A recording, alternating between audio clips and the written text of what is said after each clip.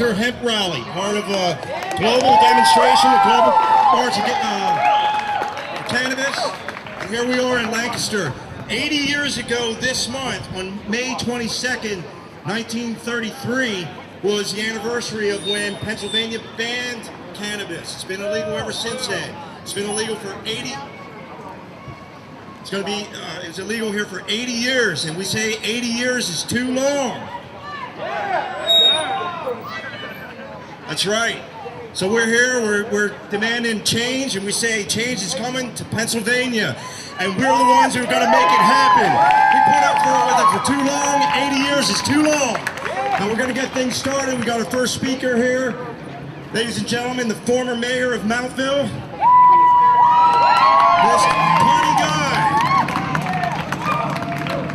Wow, what a turnout today. I'm so proud of you guys for all showing up, and this is just the beginning, let me tell you. After today, it'll get bigger and bigger, and more people will start coming out here. Thanks to all of you for coming out and showing your solidarity today. Either to just educate yourself on the importance of the issue of hemp farming, or because you believe that it's time to end prohibition. I want to share with you a few thoughts today. Some of them are funny and some are very serious. First thing I want to do here, though, is I want to read you guys something I found in the paper just the other day, and I just thought this is just hilarious. It says, Reefer Madness. The Intelligencer Journal reported the increasing use of marijuana in Lancaster. Officials with the U.S. Bureau of Narcotics met with Governor George Earl and listed Lancaster among Pennsylvania cities in which marijuana use was well known. According to the intel, use of marijuana cigarettes in Lancaster is known to local police and has been under investigation for the past 2 months. Police Commissioner Albert Carlson said Friday evening, while traffic in the reefers has not become large here, he said every effort is being made to stop the source of supply to prevent the possible spread of the habit in Lancaster. You ready for the funny part? That was 75 years ago on April 30th, 1938. Can you believe it? Well, I happen to think, it's my opinion and only my opinion, but I happen to think that something in the neighborhood of about 85% of the nation either smokes, has smoked, will smoke, or wants to smoke.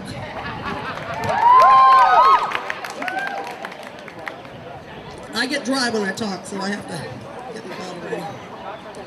You know, we hear so many of our elected officials who oppose ending prohibition, and they base this on their opinions on a variety of reasons, from religious views to safety issues, among others.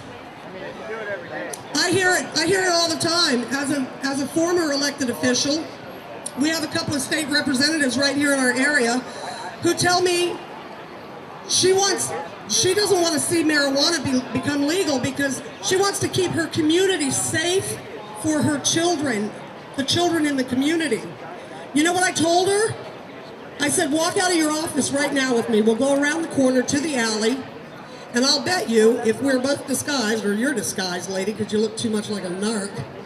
But I said, I can walk you a block away from your office, and I can score you a bag of reefer from a kid. You want to make your community safer? Then legalize it. Tax it. Make it so they can't buy it till they're 21. That'll make your community safer for your kids. Well, you know, I was also kind of curious about how often the good book refers to reefer, or better known as sowing the seed. Well, I did a little research, and I came up and realized that 21, you know, not everybody believes in the Bible. I happen to, but not everybody does.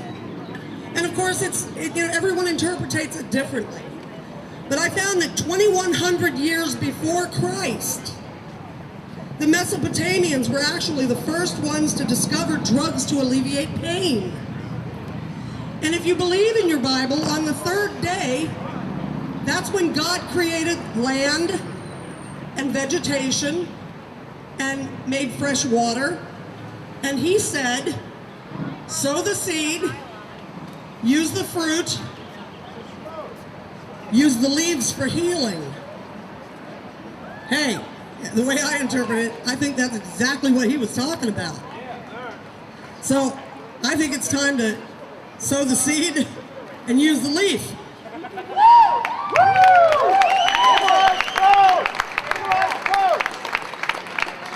And just to be clear, it actually said, let the land produce vegetation, seed-bearing plants and trees on the land that bear fruit with seeds in it, according to their various kinds. It was good. He said it was good.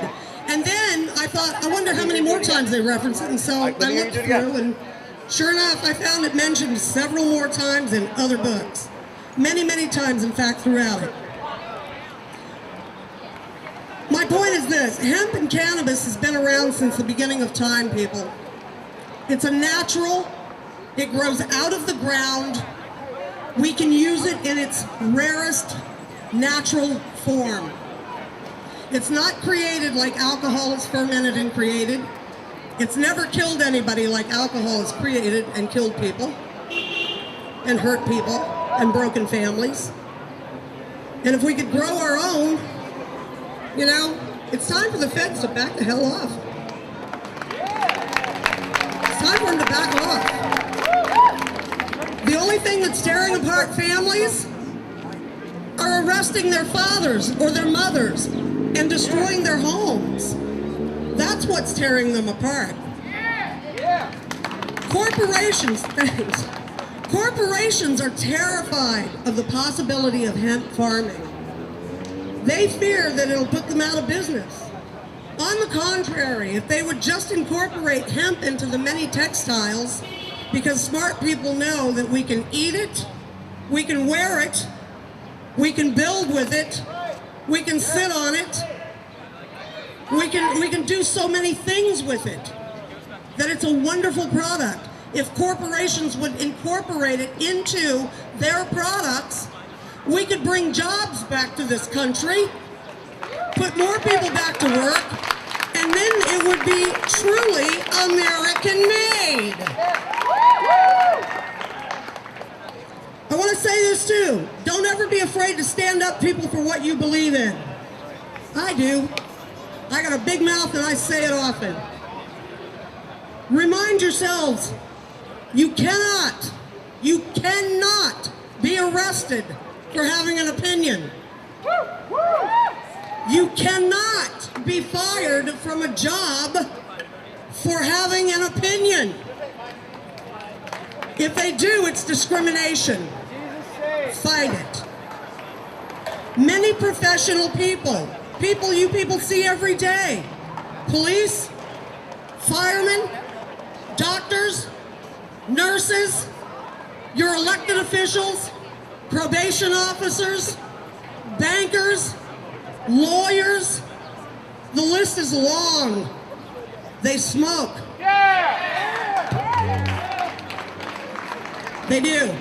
They can't tell you they do, because it'll ruin their jobs. Well, if we just legalize it, tax it, regulate it, and let people do what we're allowed to do, we're supposed to be a free country, right? We're supposed to be able to be free enough to choose to do what we want to do to our body. We've got millions, and I'm one of them, walking around smoking cigarettes. That's just clogging up my lungs. You got people drinking and driving. You know, that's not safe. What's the worst thing that's going to happen if somebody smokes a joint? They're going to sit back on their couch, probably, and chew up a bag of potato chips or ice cream while they're watching their favorite episode of, I don't know, Family Guy. All right, there you go. I happen to like that other funky show that's on TV, but as with any force to be reckoned with, so it is with this very sensitive subject. But we need volunteers and we need soldiers in this fight. And we need you. We need you. Let me make this perfectly clear. We need you. We need you to join up. In fact, we're going to introduce her later, but we just recently opened up a chapter here. The Lancaster County, it's official, the Lancaster County Regional Chapter of Normal Women's Alliance. And men can join it too. So we need you to join these forces. Join in. Join up with us. Write letters to the editor. Get a list of phone numbers of your state representatives, your state senators, your congressmen. For God's sakes, write the damn White House. Write letters. Make phone calls. I can't tell you this enough. Do it. Just do it. When the mood strikes, do it. Get involved, people. Get involved. Thanks for being here. Thank you, Connie Guy, the former mayor of Mountford. Connie Guy, thank you.